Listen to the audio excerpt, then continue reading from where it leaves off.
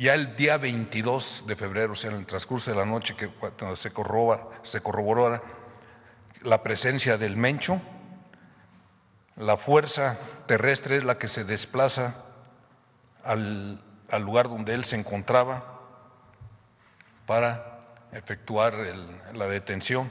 Si va a ser un cerco, el Mencho tiene 2 órdenes de aprehensión por delincuencia organizada. Abre en fuego el personal de seguridad del Mencho contra el personal militar.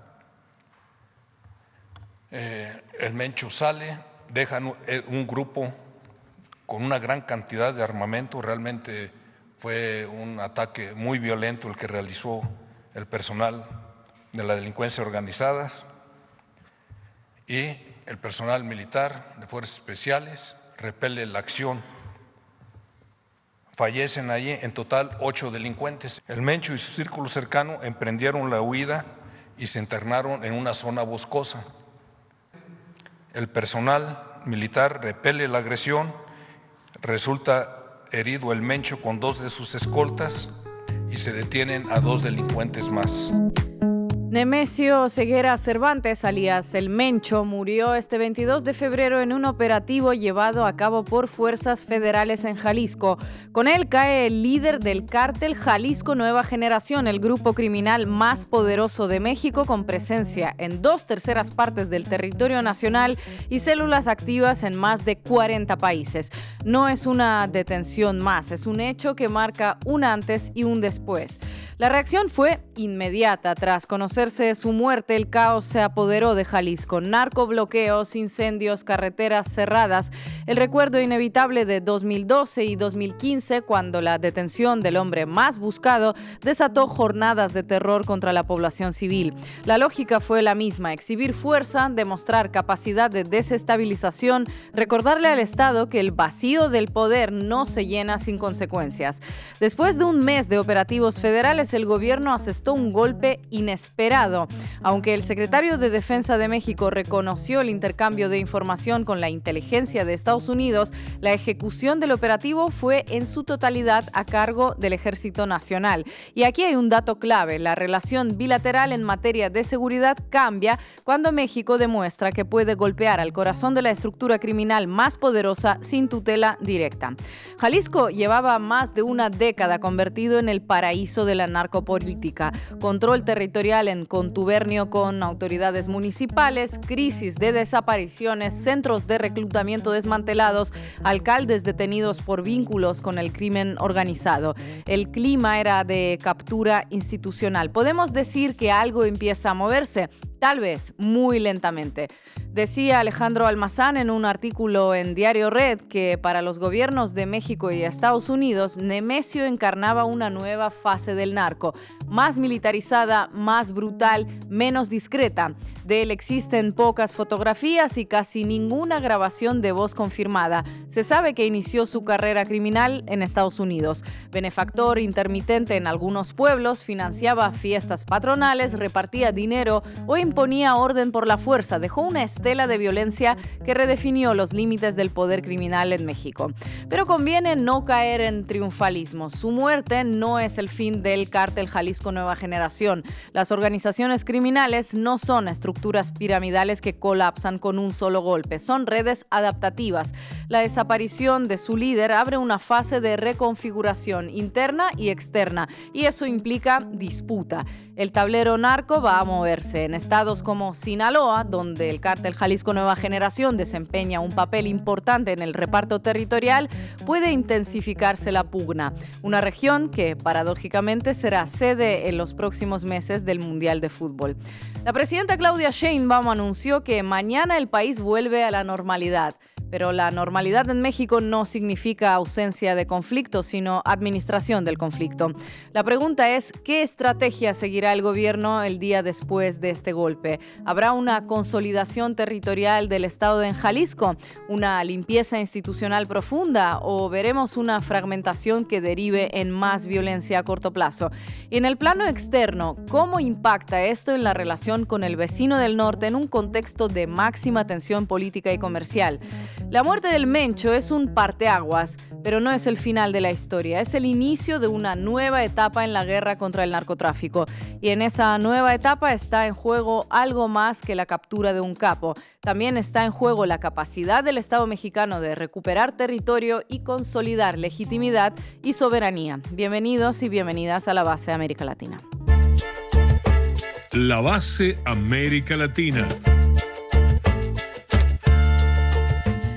Abatido el Mencho, todo el domingo unas imágenes bastante terribles llegaban del estado de Jalisco. Marco Teruggi, ¿qué nos cuentas? ¿Cuál es la cronología de la jornada y qué significa este golpe para el país y para la historia del narcotráfico en la región? Bueno, muchas cosas para contar en esta sección de lo que pasó en el operativo donde terminó muriendo el Mencho. Hablar del cártel, hablar de reacciones políticas, de la disputa por la interpretación de quién tuvo la autoría material e intelectual de lo que pasó. Mucho en esta sección, así que escuchen atentamente. Estefanía, sé que ayer pasaste todo el día siguiendo la cobertura mediática. ¿Cuáles son tus dos principales conclusiones? A ver. Bueno, la primera es que no importa lo que haga México, todo siempre es responsabilidad de Estados Unidos, como en este caso, abatir a un gran narcotraficante. Y el otro tiene que ver con que dicen que a lo mejor esto tiene que ver con el gobierno anterior de Felipe Calderón. Vamos a ver si es cierto o no. Y ahí por ahí les traigo unos tweets, unos posts interesantes. Y hoy en la mesa de análisis nos acompañará la periodista de investigación, escritora mexicana Laura Sánchez Ley. Arrancamos, Juanma. Debí tirar más datos. Con Marco Teruggi. México pasó el domingo 22 de febrero bajo estado de conmoción. Y no solo México, porque la noticia de la muerte de Nemesio Oseguera, alias El Mencho, líder del cártel Jalisco Nueva Generación, dio literalmente la vuelta al mundo. Y la verdad que no era para menos en vista de lo logrado en el operativo del Gobierno de México, donde participaron las Fuerzas Especiales del Ejército, Aeronave de la Fuerza Aérea y la Fuerza Especial de Reacción Inmediata de la Guardia Nacional. Un altísimo poder de fuego desplegado para ir a por la cabeza de uno de los cárteles, sino el cártel más poderoso de México. Un cártel que intentó repeler el operativo de las Fuerzas Armadas mexicanas utilizando armas largas y lanzacohetes para permitir que alias El Mencho pudiera huir. Pero la huida fue corta. El Mencho fue herido y apresado en las cercanías y finalmente falleció cuando era llevado por los militares a un hospital. Y la conmoción que decía no fue solo por la caída de alias El Mencho, que ya es mucho en el operativo en el cual murieron también otros 7 integrantes del cártel, sino por la reacción violenta del cartel Jalisco Nueva Generación, que desplegó una verdadera ola de violencia con quema de vehículos, bloqueos, balaceras en varios estados del país como Jalisco, Michoacán, Guanajuato, Aguascalientes, Colima, Guerrero, Tamaulipas, Nuevo León o Veracruz. Una caotización donde asesinaron a 25 elementos de la Guardia Nacional Mexicana como parte de la respuesta al gigantesco golpe recibido por la acción del gobierno mexicano, porque eso fue un gigantesco golpe para el cártel. Pero vayamos por lo primero, el operativo que terminó con uno de los grandes capos del narcotráfico mexicano tan buscado. En efecto, se trató del operativo militar y policial más grande de la última década en México, con un desenlace exitoso en términos del objetivo propuesto, que era descabezar la cima del cártel. Un cártel, además, con alcance en gran parte del territorio nacional, con diferentes grados de alcance en cada estado. Si tomamos los datos de 2025 de la Administración para el Control de Drogas de Estados Unidos, datos que siempre deben tomarse con precaución sabiendo de dónde provienen. Un cártel que logró extenderse a 40 países, como decíamos, siendo así una empresa criminal transnacional dedicada al tráfico de metanfetamina, fentanilo, además de extorsión, secuestro o robo de combustible.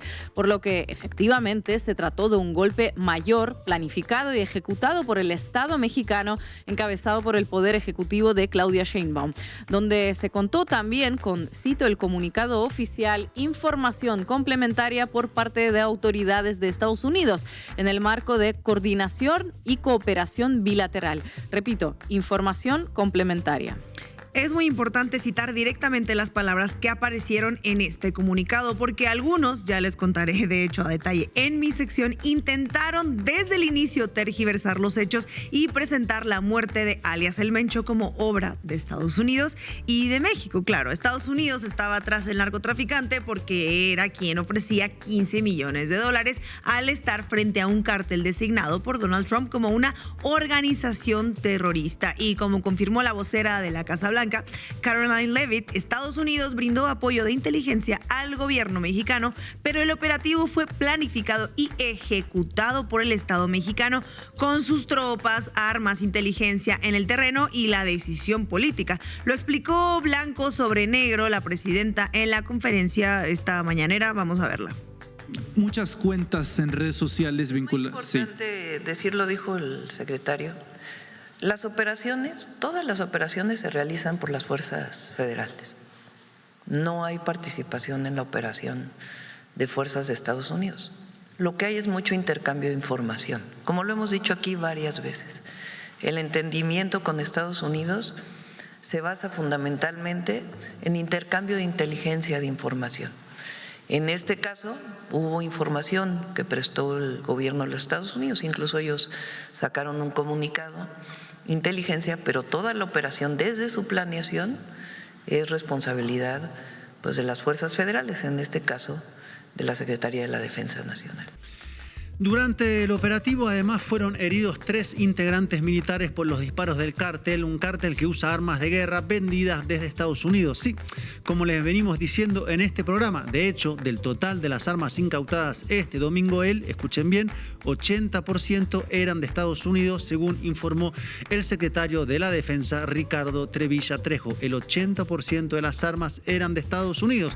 Y entre las cosas que también explicó Trevilla fue cómo localizaron a alias El Mencho. El 20 de febrero, mediante trabajos de inteligencia militar central, se ubicó a un hombre de confianza de una de las parejas sentimentales del Mencho, que la trasladó a una instalación en el poblado de Tapalpa, Jalisco. En ese lugar se reunió con el Mencho, esta pareja sentimental, y el 21 de febrero se retira del inmueble y se obtuvo información que el Mencho permanecía en ese lugar. Él se quedó ahí con un círculo de seguridad. El mismo 21 de febrero se realiza el planeo de la operación. Ubicado por la pareja sentimental. No sería la primera vez que cae alguien de esta manera. Y la autoría del gobierno mexicano en la operación que llevó al descabezamiento de El Mencho fue reconocida por los 31 gobernadores, gobernadoras y jefa de gobierno de México que se coordinaron con el gobierno federal durante todo el domingo y luego emitieron un comunicado conjunto donde respaldaron la estrategia de seguridad encabezada por la presidencia. Todo un dato en medio de la conmoción. Así que al César lo que es del César, y para entender por qué es tan importante lo que pasó, además de lo que ya les decía sobre el alcance geográfico del cártel Jalisco Nueva Generación, recordemos que en 2015, cuando gobernaba Enrique Peña Nieto, se intentó una captura de alias El Mencho que tuvo un desenlace trágico. El cártel logró derribar un helicóptero del ejército con la muerte de 11 militares. Ese era el poder de fuego del cártel hace ya 10 años atrás, así que imaginen cuánto evolucionó en todo este tiempo, por lo que el saldo del operativo de este domingo 23 de febrero con 3 heridos y un helicóptero dañado pero no derribado puede ser visto como muy bueno, y eso fue mérito del gobierno y su estrategia para llegar hasta la guardia de alias El Mencho, con todos los grandes riesgos que eso conllevaba si el operativo salía mal. Claro, luego vino la dificultad de intentar frenar la respuesta de violencia del cártel ante el golpe recibido. Una violencia que significó 250 bloqueos de carretera y 20 entidades del país, y en el estado de Jalisco implicó 65 bloqueos, el incendio de más de 70 carros, el ataque de 20 sedes del Banco del Bienestar, que es el Banco del Estado, además de someter a la población al terror de no poder salir de sus casas por eso de las balaceras y los robos de autos y otras cosas. Y tomar a la población civil como blanco pues no es algo nuevo para el cártel de Jalisco, en particular si tomamos en cuenta que es el estado donde más personas desaparecidas hay en todo el país. Esto según los datos del Registro Nacional de Personas Desaparecidas y No Localizadas. Y fue justamente en Jalisco donde el año pasado fue descubierto el caso del Rancho Izaguirre, donde el cártel Jalisco Nueva Generación reclutaba por la fuerza, entrenaba y asesinaba a jóvenes. Eso hacía la organización que dirigía Elías El Mencho.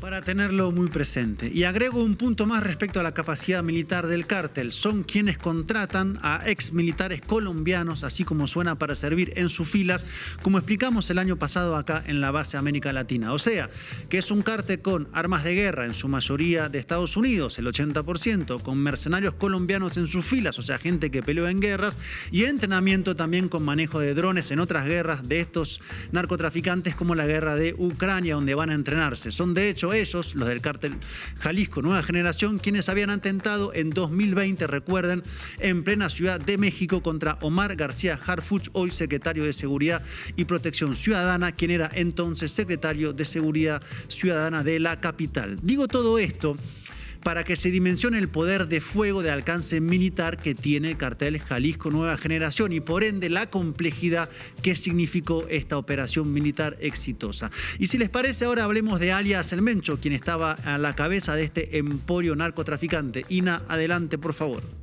Elías El Mencho, nacido en 1966 en Naranjo de Chila, Michoacán, era uno de los últimos grandes narcotraficantes procedentes del siglo XX, como el Chapo Guzmán o el Mayo Zambada, ambos presos en Estados Unidos. El Mencho tenía una particularidad, su gran discreción, al punto que hay muy pocas fotos suyas, como decíamos. Una de esas fotos que circuló mucho es esta que ven en pantalla cuando vivía en Estados Unidos en los años 80 y principios de los años 90. Daba sus primeros pasos en el negocio de las drogas y fue arrestado por la policía en 2 ocasiones y deportado a México. Y otra foto es esta, donde aún es joven, si se tiene en cuenta que cayó teniendo 60 años de edad, por lo que su cara debía verse diferente a esa imagen. Un señor mayor con décadas de crimen encima. ¿Por qué la discreción visual? Para pasar lo más desapercibido posible, no cometer los errores de otros capos narcos y lograr un ascenso en el crimen que resultó exitoso. Pasó de aprendiz de narco en Estados Unidos a fin de los 80 a estar al frente del cartel Jalisco Nueva Generación, que nació en el año 2011 tras la fragmentación del cártel del Milenio, que operaba como brazo armado del cártel de Sinaloa. Aunque su discreción en las imágenes no era discreción en el campo militar, donde era sumamente violento, ni tampoco en el mundo judicial, donde su expediente apareció en el año 2005, ni en el mundo de la política, donde era muy pero muy conocido. Porque sigamos haciendo un poco de memoria, ese ejercicio tan interesante para saber de dónde vienen las cosas, porque las cosas no caen del cielo.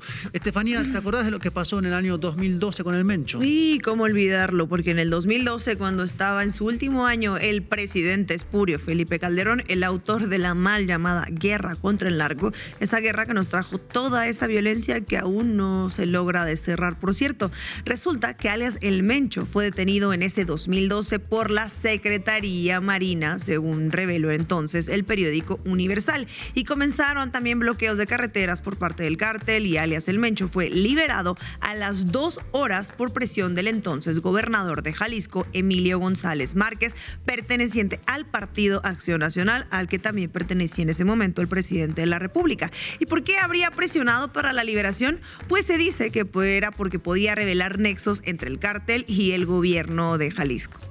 Y eso nos lleva a las denuncias que tienen años acerca de las colisiones entre la política y el narco en un estado gobernado por el PAN entre 2006 y 2012, el PRI hasta 2018 y desde entonces por el Movimiento Ciudadano, estando ahora mismo bajo gobierno del Movimiento Ciudadano con el gobernador Pablo Lemus. Sí, Lemus, que estaría de hecho en la mira de la justicia de Estados Unidos desde noviembre de 2025 en una causa que lo conecta al cártel Jalisco Nueva Generación por recibir dinero de ellos a través de un sindicalista recientemente detenido, presuntamente, todo obviamente. Y claro, Lemus por su parte negó la relación y acusación hecha, pero la pregunta es ¿Cómo se explica que el cártel Jalisco Nueva Generación haya crecido con gobernadores del PAN, del PRI, de Movimiento Ciudadano y que varias investigaciones terminen conduciendo a las puertas del Palacio de Gobierno de Jalisco? De hecho, el exgobernador de Jalisco fue asesinado en Vallarta. Esto nos lleva a la conclusión de que hay corrupción, los negocios ocultos y el crecimiento de este gigantesco cártel con tantos puentes entre el poder político y el narcotráfico. La narcopolítica, uno de los temas más complejos en todo este asunto, que debería llevar a la oposición mexicana cierta responsabilidad política, dice uno, en lugar de levantar acusaciones infundadas de narcogobierno contra el actual gobierno de la presidenta Sheinbaum, porque el prontuario que tiene el PAN con Calderón o Vicente Fox, el PRI con Peña Nieto, para citar solo uno de sus presidentes, o el Movimiento Ciudadano en sus gestiones en el estado Jalisco es grande. Por lo pronto, el hecho es claro, se logró el mayor golpe al narco en mucho tiempo. Habrá que ver ahora la reconfiguración del cártel Jalisco Nueva Generación, si existe un relevo ordenado o al contrario una guerra fratricida, una merma del poder de fuego de esta organización o nuevas alianzas con otros cárteles. Parte del reordenamiento del mapa del narcotráfico mexicano, ese narco que se alimenta de armas y consumidores centralmente de los Estados Unidos y que ha traído demasiada, pero demasiada muerte y dolor a México durante demasiados años. Muchas gracias, compañero. Y es muy importante que se sepa que el día de ayer el objetivo era la detención y que se respondió a la agresión. Eso es muy importante, porque es en el marco de la ley, en el marco de nuestro sistema penal acusatorio, en el marco de nuestra Constitución y de las leyes, cómo se actúa y se opera. Y ayer se demostró pues una preparación muy importante de nuestras Fuerzas Armadas. No sé si quiera comentar algo más, secretario.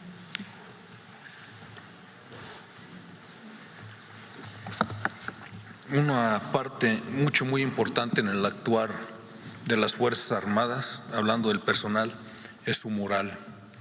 Lo que sucedió el día de ayer demostró la verdadera capacidad del personal militar, su temple, su valentía y principalmente su adiestramiento. Adelante, Estefanía Veloz. Vamos arriba. Cuéntamelo todo y exagera con Estefanía Veloz.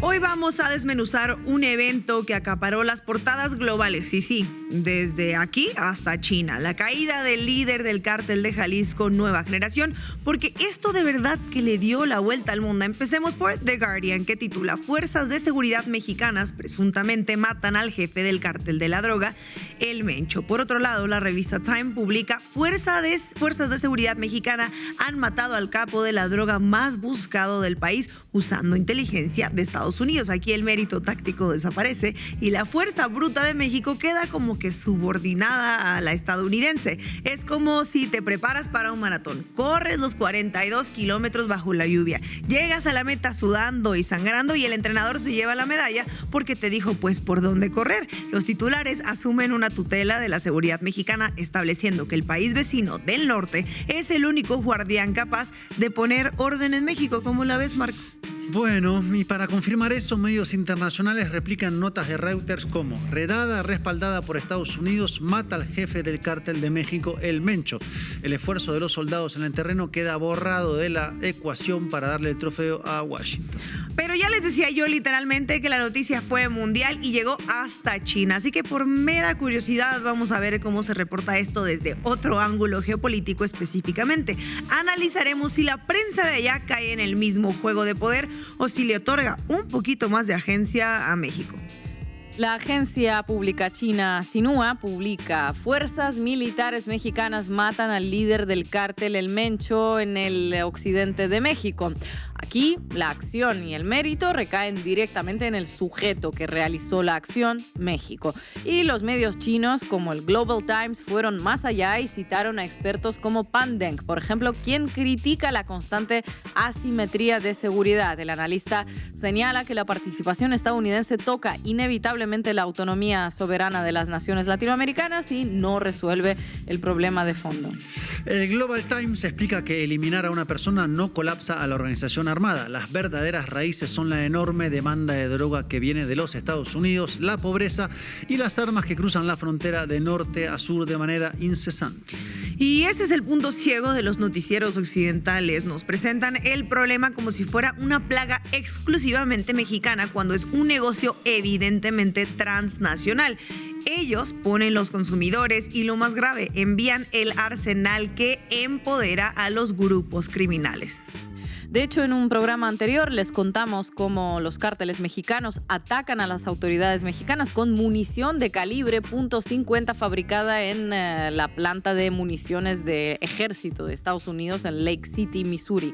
Es una hipocresía enorme exigir resultados mientras se les vende el armamento de guerra al enemigo, pues para que ataque con ese armamento al Estado. Y el dinero de esa venta de narcóticos termina lavándose en los bancos de allá sin mayor problema. La agencia FinCEN del Departamento del Tesoro de Estados Unidos acaba de lanzar un operativo contra negocios de servicios monetarios en la frontera por lavado de dinero relacionado con los cárteles. Incluso el Departamento del Tesoro sancionó a redes del cártel que operan fraudes de tiempos compartidos, robando millones a ciudadanos estadounidenses a través de transferencias internacionales a cuentas en bancos. Entonces, intervenir a modo de cooperación no es un derecho de Estados Unidos, es su obligación, porque ellos son el motor financiero y armamentístico de este problema tan complejo. Pero en lugar de asumir esa responsabilidad, las cadenas de televisión estadounidenses prefieren señalar con el dedo de manera muy cínica. Vamos a ver cómo lo cubren en la cadena conservadora, por no llamarle de otra forma, Fox News, con un tono bastante cuestionable. En una emisión reciente de Fox News, una presentadora dice literalmente: ya no vayan a México, mejor vayan a Florida de vacaciones, donde hace calor también. Was murdered in Mexico in Playa del Carmen about 6 or 7 years ago. Just down there on a bachelor trip or a birthday vacation, murdered in the streets and left there. Mexico, in a lot of places, is not safe for Americans. And I know a lot of Americans think if they're in a resort that everything is fine, nothing can possibly get to them there. Joey and I were talking off camera. Hey, listen, there are a lot of beautiful places in the United States of America that are warm and sunny, Florida being one of them, a heck of a lot safer. So perhaps Americans should consider that, especially with what's going on right now. Está más seguro Florida, y lo dice con un tono como que de superioridad moral, asumiendo que el sur de su país es un paraíso pacífico exento de todo peligro. Disculpe, señora, ¿se refiere usted al estado que tiene cifras de homicidio que asustarían a cualquier persona? Pues fíjate, justo acaba de haber un tiroteo con múltiples víctimas asesinadas a balazos en el condado de Sarasota, Florida. La cadena NBC lo reportó, destacando el gran número de víctimas acribilladas en Florida. No digo que Florida sea igual de peligrosa que las zonas controladas por los grupos criminales, pero por favor, no nos den lecciones de civismo como si nos estuvieran hablando, no sé, desde Islandia, con 0 homicidios. Y el sheriff del condado de Sarasota confirmó que el tirador usó múltiples armas y dejó decenas de casquillos en la escena del crimen. Bueno, entonces, si matan a alguien en Florida o en el occidente de México, es altamente probable que las armas o las municiones hayan sido fabricadas y vendidas en Estados Unidos, en ambos casos, ¿no? El descaro llega a niveles absurdos. Para la prensa de la derecha estadounidense, la muerte de este criminal o el abatimiento no es un logro de las instituciones mexicanas, sino un triunfo personal, pues obviamente que de Donald Trump y su gabinete. All right, so this comes not just in a vacuum. It comes in context of President Trump declaring the cartels foreign terrorist organizations and then taking out Maduro. Would Mexico be doing this if it hadn't been for the pressure President Trump is putting on them? I don't believe so. I mean, I don't know the domestic politics of Mexico in depth. I know that Mexico has, every leader we've seen in Mexico has tried to find some way to, I guess, live with these cartels, maybe out of fear, maybe out of being corrupt in bed with them. I'm not sure. But I think President Trump's made it clear that we're not going to stand for it. And they're just a little bit, listen, if Democrats want us to have an open border, we might can just jump across that border going in the other direction and take care of some of these folks. And so that's been the, rather than letting the cartels in, we're going to push the door, make it open the other way, and send some folks in down there. It's kind of been the threat with President Trump in this administration. We did see what happened in Venezuela, and I don't think Mexico is far off from that. I don't think we're going to try to overthrow the government, but these cartels aren't waging war. These cartels are waging war on us, not just Mexico. And for that reason, we have every right in the world to have an interest in them going away. And it seems like Mexico maybe feels empowered, maybe supported. I'm not sure what we're doing is in the shadows, but it looks like they're taking steps to correct that. Yeah. O sea que en Fox News el presentador afirmó con orgullo que Trump atrapó a Maduro y en otra transmisión también lo compararon con el caso de Soleimani y ahora meten al Mencho en la misma bolsa de operaciones militares que el Medio Oriente, secuestros internacionales y un operativo de seguridad interior de un país soberano. Lo mismo dice Caroline Leavitt, la vocera de la Casa Blanca, que publicó que el presidente Trump fue quien verdaderamente actuó sobre esto. Ella aseguró que Estados Unidos proporcionó el apoyo de inteligencia vital para la eliminación del capo. Nada como atribuirse victorias ajenas, señora. Y el mismísimo Donald Trump subió a su red social un mensaje diciendo: estamos ganando demasiado, colgándose inmediatamente la medallita. La expropiación del mérito es total y absoluta, descarada y forma parte de su campaña de relaciones públicas, además de que por casa no anda muy bien. Y esta expropiación llega a extremos absurdos. Veamos cómo justifican esto geopolíticamente. El Wall Street Journal cita a Derek Maltz, exdirector de la DEA, refiriéndose al abatimiento del Mencho y asegura que la operación se asemeja a la incursión estadounidense que capturó a Nicolás Maduro. El artículo en inglés dice: se persigue al principal líder del cártel, quien ha estado descontrolado durante muchos años y eso requiere una intensa planificación, coordinación e implementación operativa. Sí, solo que en este caso fueron militares mexicanos y no militares estadounidenses, como en el caso de Venezuela. Vaya triple asalto mortal analítico. O sea, comparan un operativo policial y militar local con una operación internacional de cambio de régimen. Esto sirve para acostumbrar a la audiencia a la idea de que Washington puede operar en México como si fuera un territorio enemigo. Y en el mismo The Washington Post comienzan con una total ligereza que ya no necesitan remover al gobierno vecino porque con herramientas como Joint Interagency Task Force se manejan los militares mexicanos pues al antojo de Estados Unidos. Y para cimentar esta idea, Reuters publica que la Fuerza de Trabajo Interagencial Conjunta contra los Cárteles, este nuevo grupo liderado por militares estadounidenses, jugó un papel en la operación. Citan a funcionarios diciendo que este grupo comenzó a operar oficialmente apenas el mes pasado para trazar mapas de las redes. O sea, casualmente en solo 30 días lograron lo que supuestamente México no pudo en años. Y si con la inteligencia no basta, le roban el mérito físico incluso a las tropas mexicanas. El portal de ultraderecha gringo Breitbart publica en exclusiva que el equipo del ejército mexicano que abatió al Mencho recibió entrenamiento especializado de los Navy SEAL de Estados Unidos un mes antes de la operación. O sea, están ahí gracias físicamente a los Navy SEALs. El mensaje implícito es clarísimo. Según ellos, si los soldados mexicanos logran disparar con precisión táctica, fue únicamente porque un instructor gringo les enseñó cómo hacerlo hace solo unas semanas atrás. Antes no tenían ni idea. Y claro, esta forma de enmarcar la noticia hace eco rápidamente en la política local mexicana. Vamos a ver el tuit del expresidente Vicente Fox, quien sin pudor alguno califica el operativo como una operación al estilo Maduro. Analicemos por un segundito esa barbaridad. Fox intenta comparar un enfrentamiento armado, documentado, donde hubo bajas de ambos lados y se incautaron lanzacohetes, con la persecución política de un régimen adversario, de un régimen que a Fox no le gusta. No fue ejecución política ni un capricho, fue la respuesta del Estado ante un grupo criminal transnacional que literalmente derribó helicópteros de las Fuerzas Armadas en el pasado. Además, se le olvida a Fox que este criminal comenzó a cobrar relevancia internacional justo después de que terminara su sexenio, cuando las cosas empezaron a descomponerse. Decir que es una cortina de humo es literalmente escupir para arriba.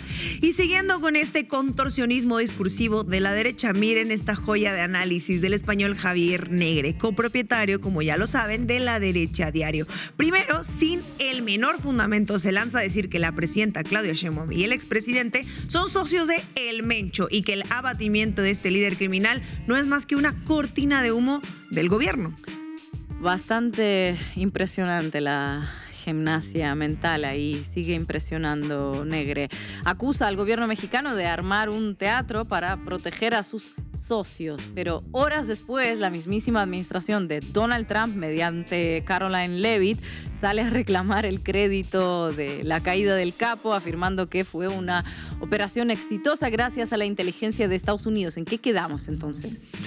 Bueno, el pobre Negre entra en un cortocircuito monumental. Lo que en la mañana era un vil montaje y una cortina de humo, de pronto se transforma en una buena operación solo porque Estados Unidos le puso su sello de aprobación. Buen trabajo, le dice Negre. Así, en su desesperación enfermiza por no otorgar ningún mérito a las fuerzas de México, Negre termina tropezando con sus propias mentiras. Queda expuesto porque demuestra que está dispuesto a ir incluso en contra del libreto original del trumpismo con tal de fabricar su relato sobre México. Y ahora, cuando por fin los medios estadounidenses deciden concederle algo de crédito a las fuerzas mexicanas, lo hacen bajo un lente de condescendencia total o como una relación de bullying con el presidente estadounidense. Y fíjense en este tuit de Jennifer Griffin, la corresponsal en jefa de Seguridad Nacional de Fox News.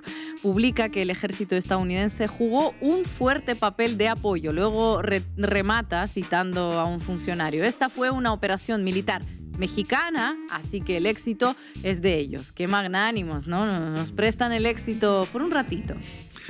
Lo mismo vemos con Sarah Carter, la zar antidrogas de los Estados Unidos, quien en la red X reconoce que fue el gobierno de México el que actuó, o sea, los hechos. Ella escribe: los días de los cárteles están contados, el del Mencho llegó a su fin hoy, aunque le dan la palmada en la espalda a México. El encuadre general es que Washington supervisa, aprueba y califica el trabajo gracias a Estados Unidos. Bueno, ya que estamos viendo posts en redes sociales, esto nos lleva a otra falacia, la idea de que Felipe Calderón tenía razón y que su guerra supuestamente frontal contra el narco era un camino correcto para el país. Incluso su hijo puso un tuit o un post que está de no creerse. Dice: hoy es muy buen día para recordar las palabras del jefe don Felipe de Jesús Calderón Hinojosa. La violencia la generan quienes con las armas están buscando dominarnos e imponer su ley. Y este otro post de tumbaburros de la cuenta que es asesora de Calderón y de Salinas Pliego, que dice: hoy la historia le da la razón a Felipe Calderón. Vaya, vaya. Pero no es ningún secreto que el Mencho adquirió muchísimo más poder de fuego y control territorial durante esos años de violencia desatada. En realidad, el crecimiento exponencial de su cártel es un fruto directo de esa estrategia fallida y destructiva.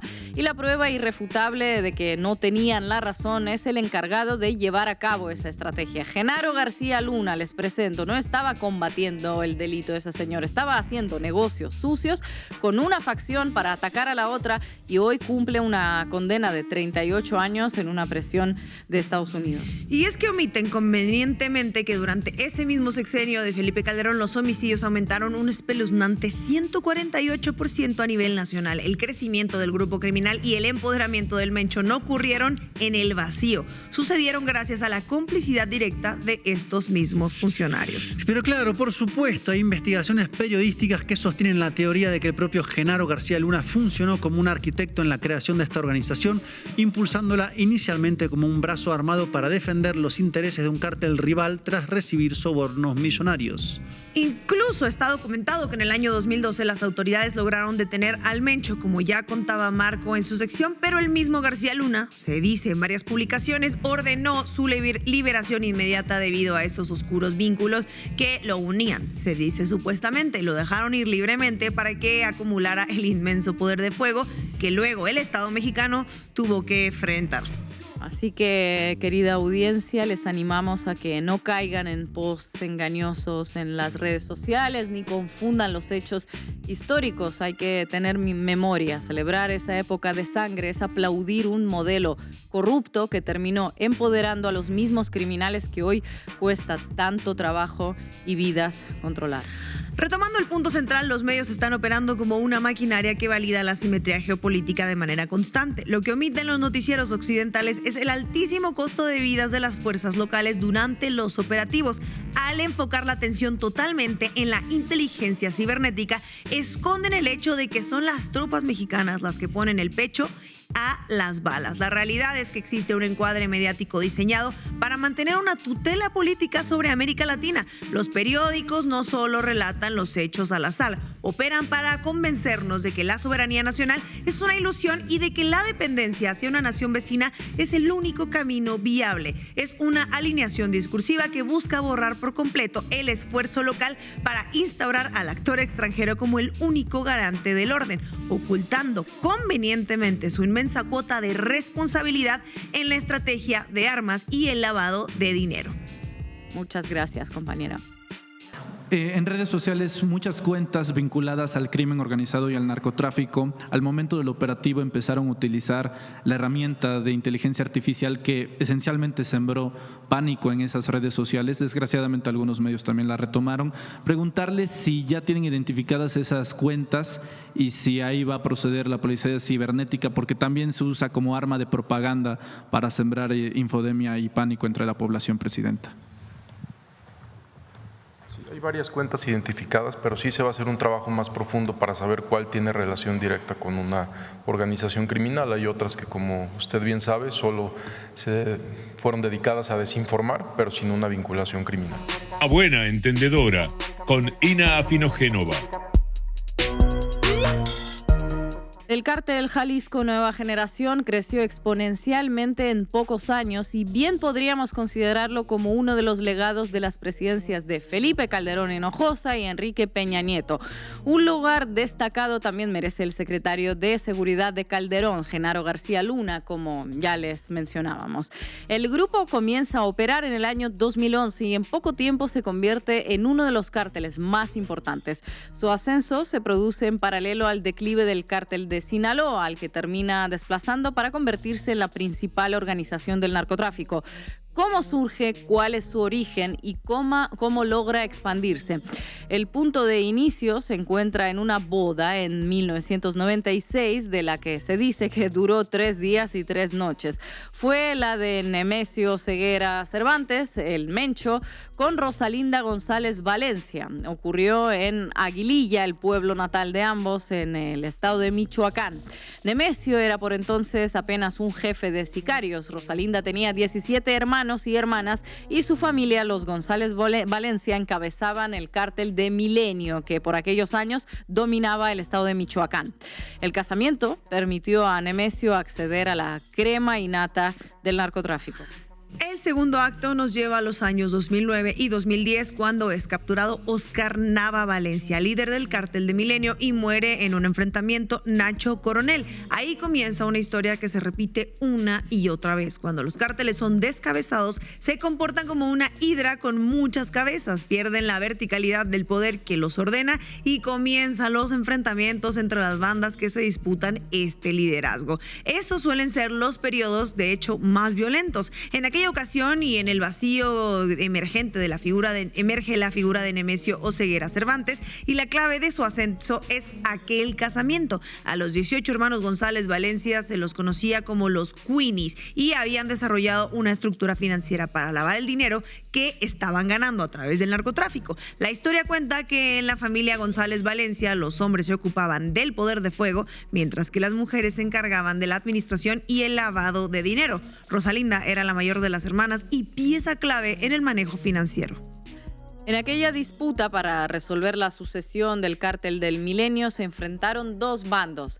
La resistencia contra los torcidos, estos últimos liderados por Oseguera, y algunos de los hermanos Valencia. El control financiero le permitió a los torcidos contar con un mayor flujo de dinero, mejores armas y exterminar a sus oponentes.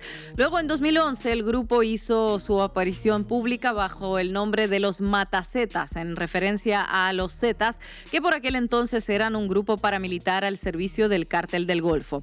Para legitimarse ante la sociedad, los Matazetas se presentaban como justicieros y grababan videos en los que decían que estaban limpiando la región de la barbarie de los Zetas. Posteriormente, asumen el nombre de Jalisco Nueva Generación e inician una carrera meteórica.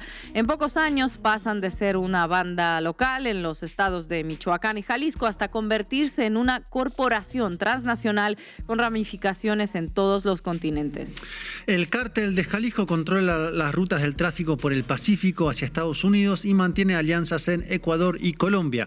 Cuenta con proveedores de precursores químicos en Asia y logró hacer pie hasta en África, donde controla corredores sobre la costa atlántica. Logró penetrar en Australia, un país en el que debido a la dificultad logística las drogas multiplican su precio incluso respecto a los mercados de Estados Unidos y de Europa. La estructura financiera para el lavado de dinero está esparcida por toda América, pero también por Europa.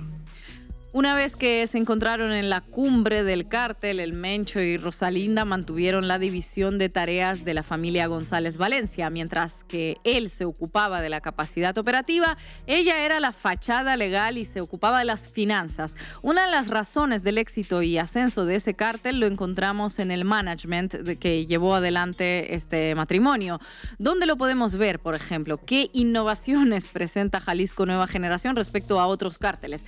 La primera diferencia es el desarrollo de una economía legal. Si bien todos los cárteles necesitan una estructura para el lavado de activos, Jalisco ha puesto más énfasis en esa faceta que cualquiera de sus antecesores.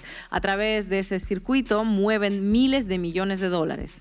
Y poseen bienes inmobiliarios, centros comerciales, clínicas, hoteles y restaurantes. Sus inversiones están diversificadas desde Guadalajara a la Riviera Maya hasta Europa y Estados Unidos, pasando por Argentina y por Uruguay. Mediante subfacturación y la sobrefacturación utilizan el flujo de dinero legal para mover y blanquear a través de estos canales el dinero que proviene del narcotráfico, obviamente. Como muestra de la magnitud de esta red, vale mencionar que la Unidad de Inteligencia Financiera de México, la UIF y el Tesoro de Estados Unidos han congelado 2,000 cuentas bancarias ligadas a esta propia red. La segunda diferencia con otros cárteles es el modelo de franquicias. Jalisco opera como una confederación de células locales que siguen las directrices del Mencho, pero que pueden maniobrar con autonomía siempre que paguen el diezmo. En este punto se abre un interrogante sobre la situación actual y las disputas que puedan protagonizar las distintas células que pretenden asumir el liderazgo. Una tercera diferencia es la cantidad de armamento pesado, la disciplina militar y la incorporación de nuevas tecnologías. En 2015, miembros del cártel derribaron un helicóptero del ejército mexicano mediante un lanzacohetes RPG. La estructura financiera le permitió a este cártel alcanzar un poder de fuego al que no accedieron sus antecesores ni tampoco sus competidores.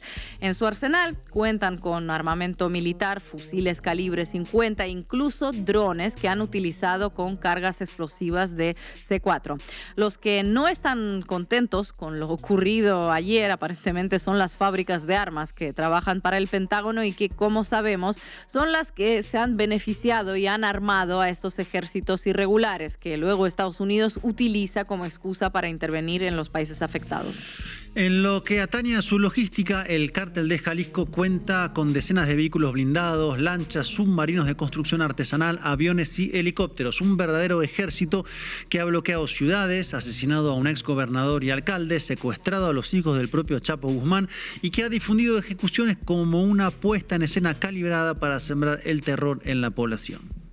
La historia comenzó en aquel casamiento de 72 horas entre postres regados con copas de champán y otros excesos. 15 años después, esa pareja entre Nemesio Ceguera y Rosalinda González Valencia se alzó con la jefatura del cártel Jalisco Nueva Generación. Les llevaría otros 15 años convertir a ese cártel incipiente en la empresa multinacional que es hoy. Meteórico fue el ascenso e igual de rápida es la caída. Con Nemesio muerto y Rosalinda en la cárcel, el gobierno de México se encuentra ante el desafío de evitar que las disputas entre las distintas cabezas de la hidra generen una escalada de violencia. En la tesitura inversa se encuentra Donald Trump, que necesita la violencia en México para impulsar su agenda y que las fuerzas militares de Estados Unidos intervengan en el país. El narcotráfico es, en esta etapa, la excusa número 1 que utiliza Estados Unidos para reformatear Latinoamérica en función de sus propios intereses geopolíticos. Se han asegurado en lo que va de la administración 23,000 armas. De esas 23,000 armas, el 80% son de origen norteamericano. Entonces, en este caso, más o menos es la misma proporción. Correcto. General, aprovechando que está en el uso de la palabra, en el comunicado se mencionó la colaboración de los Estados Unidos en términos de inteligencia. Para ser más precisos, ¿dónde empieza y dónde termina la colaboración con el gobierno estadounidense? La colaboración con el gobierno de los Estados Unidos ya hace mucho tiempo que se lleva a cabo. En esta administración se ha fortalecido mucho la relación con el Comando Norte, ha habido intercambio de información, de datos. Es un flujo de información muy importante y así es como llegamos también a este caso específico con las diversas autoridades de Estados Unidos.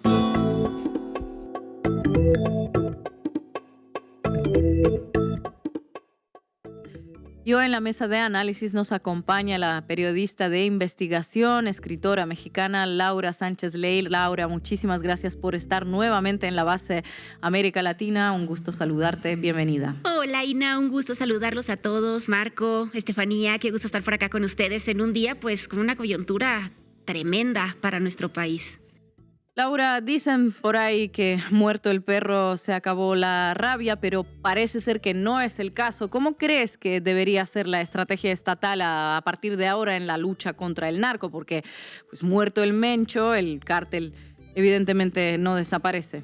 No, por supuesto que no desaparece. Mira, la historia de los cárteles nos ha arrojado siempre a la misma realidad y es que realmente pues, las estructuras se mantienen. Estamos hablando que el cártel Jalisco Nueva Generación tiene presencia en al menos 25 de 32 estados. Y otro punto súper importante es que no solo es en México, es una influencia transnacional. Vemos que también la tienen en más de 50 ciudades de Estados Unidos. Entonces, definitivamente la estrategia para mí no solamente es el tema, es decir, tiene que quedar un poco de lado el tema militar que ya cumplió su función en, pues como ellos dicen, neutralizar al líder del cártel Jalisco Nueva Generación. Sin embargo, creo que la estrategia debería estar centrada en las estructuras financieras del cártel Jalisco Nueva Generación.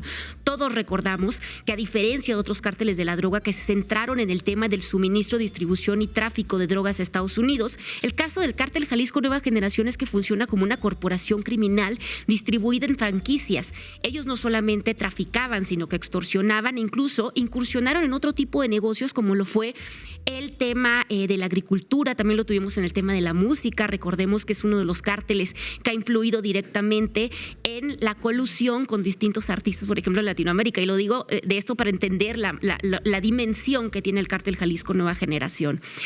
También sabemos, por ejemplo, que en lugares como Baja California, como Sinaloa incluso, o como Jalisco, pues tienen una base de negocios de lavado de dinero tremendo que no han logrado desarticular ni la unidad de inteligencia financiera en México ni el Departamento del Tesoro en Estados Unidos. Laura, gracias por estar otra vez en la base América Latina. Sé que es un poco la pregunta más difícil de contestar, pero ¿qué es lo que puede pasar ahora con el cártel? ¿Puede haber una suerte como de sucesión ordenada? ¿Se viene una guerra interna que a su vez va a desatar más violencia? ¿Qué podemos esperar de lo que sigue ahora que se descabezó la cabeza principal? Pues mira, en México tenemos algunos antecedentes. Tenemos, por ejemplo, el tema del cártel de Sinaloa, donde había una cabeza muy particular que era Joaquín El Chapo Guzmán, y a pesar de que existía esa cabeza, se desata una guerra interna entre los mayos y los chapitos que nos ha dejado pues este saldo de muertes y también de enfrentamientos violentos en el estado de Sinaloa. Pero por otra parte también tuvimos otro tipo de organizaciones como lo fueron el cártel de los Zetas, donde no había una estructura, una unidad de mando fija y que se parecía más a la estructura del cártel Jalisco Nueva Generación, donde hay líderes territoriales. ¿Qué fue lo que sucedió en ese entonces con ese cártel? Que empieza una guerra entre estos mandos medios y estos líderes territoriales por apoderarse de la cabeza del cártel. A mí me parece que en el caso del cártel Jalisco Nueva Generación, eso es lo que va a suceder en estos momentos. Lo que vimos el día de ayer, estos enfrentamientos, estos motines, este tipo de sucesos tan violentos, en lo que terminan es en tratar de demostrar desde dentro del cártel quién tiene la mayor representatividad, quién tiene el mayor número de sicarios y quién tiene la estructura para funcionar a la cabeza de una organización tan enorme como esta, porque recordemos que el cártel Jalisco Nueva Generación, pues el negocio, lo más grande que tiene en estos momentos es el tráfico de fentanilo a Estados Unidos, que es un negocio billonario. Uh-huh. Laura, gracias por acompañarnos hoy. Como has publicado mucho sobre esto, debes estar muy solicitada, pero yo te preguntaría algo específico. recientemente se publicó que muchas de las municiones que están utilizando aquí, incluso para asesinar miembros de las Fuerzas Armadas mexicanas, vienen de las plantas del Ejército de Estados Unidos. Y teníamos la oportunidad de platicar que también 80% de las armas, más o menos, venían de Estados Unidos, armas que utiliza el Cártel de Jalisco Nueva Generación. ¿Qué implica para esto esta relación de Washington, donde le está pidiendo al gobierno mexicano, tienes que tomar acciones, pero al mismo tiempo tienen todo este sistema de envío de armas, ¿no? Por supuesto, pues es lo más hipócrita del mundo, es lo que platicábamos. 80% de las armas que han sido incautadas desde el año 2025 a la fecha es el porcentaje que viene de Estados Unidos, como bien dices, e incluso en este enfrentamiento, lo dijo el secretario de Defensa Nacional, se calcula que es el mismo estimado. Recordemos que el Cártel Jalisco Nueva Generación es el cártel que mejor armado ha estado en la historia del narcotráfico en México. Se han incautado Barretts, armas que tienen un control supuestamente súper estricto de venta en Estados Unidos y que de todos modos han estado llegando a los cárteles mexicanos. Pues es la doble moral histórica de Estados Unidos. Parece que los ha estado financiando y armando durante todos estos años y no se hace responsables de las propias políticas de venta y de tráfico de armas de México a Estados Unidos. No han querido regularizar los controles sobre el tema de las armas, no han querido regularizar el tema de los permisos de portación de uso y arma de fuego con calibres distintos, digamos, o más poderosos que podrían estar utilizando los cárteles. Y por otra parte, tenemos otro tema que también creo que ha sido poco tocado y es el tema de las extradiciones. Han sido extraditados un gran número de integrantes del Cártel Jalisco Nueva Generación a prisiones en Estados Unidos, no desde esta administración, te estoy hablando desde la administración de Enrique Peña Nieto. Recordemos que el Cártel Jalisco surge aproximadamente entre el año 2010 y el año 2011 y desde entonces han sido llevados a Estados Unidos un gran número de estos narcotraficantes.